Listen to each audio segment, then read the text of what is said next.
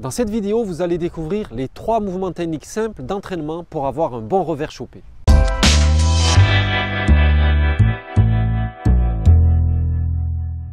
Bonjour, je m'appelle Aurélien Rieu, je suis moniteur de tennis diplômé d'État et professeur de mathématiques et sciences physiques. J'ai une approche scientifique du tennis et j'aide les joueurs à s'améliorer grâce à des méthodes logiques de progression. D'ailleurs, pour être sûr de découvrir tous mes conseils en vidéo, abonnez-vous à ma chaîne YouTube en cliquant sur le bouton rouge en bas à droite de cette vidéo. Dans quelques instants, je vais vous présenter 3 exercices simples à réaliser qui vont vous donner immédiatement une amélioration nette en revers chopé. En général, le revers est votre point faible. Comme tous les joueurs, vous faites beaucoup de fautes. Puis vous finissez par avoir peur dès que votre adversaire vous joue dessus. Parfois, à l'entraînement, vous réussissez de bons coups. Mais arrivé en match, vous commencez à vous crisper. C'est tout à fait normal. Vous n'avez pas confiance dans votre revers. Vous rencontrez le complexe du coup fort. De quoi s'agit-il?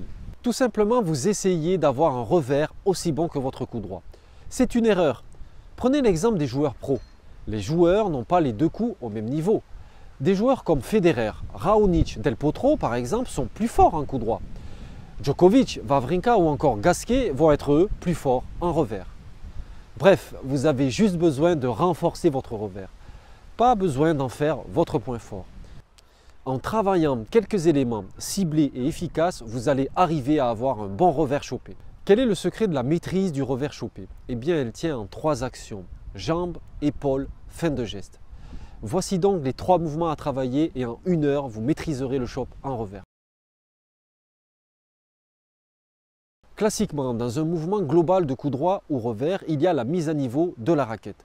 C'est l'instant où le poignet décroche légèrement pour faire prendre un peu de retard à la tête de raquette qui se retrouve en dessous du niveau de la balle avant l'impact. Mais en revers chopé, cette mise à niveau va se faire essentiellement avec les jambes. En effet, en veillant à garder le buste bien équilibré, vous devez vous ajuster à la balle avec vos jambes. Sur balle basse, vous aurez donc une flexion extrême. Pendant la frappe, vous devez imaginer que vous allez enfoncer une porte avec votre épaule droite si vous êtes droitier.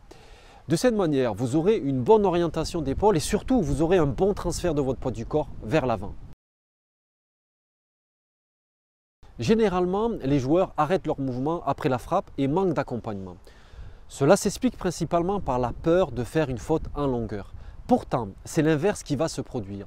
Vous devez au contraire, pour vous assurer une bonne maîtrise de votre coup, avoir une fin de geste ample et amplifier votre accompagnement. Voilà, dès votre prochain entraînement, appliquez ces 3 mouvements. Je vous garantis que vous allez de cette manière améliorer instantanément votre revers chopé.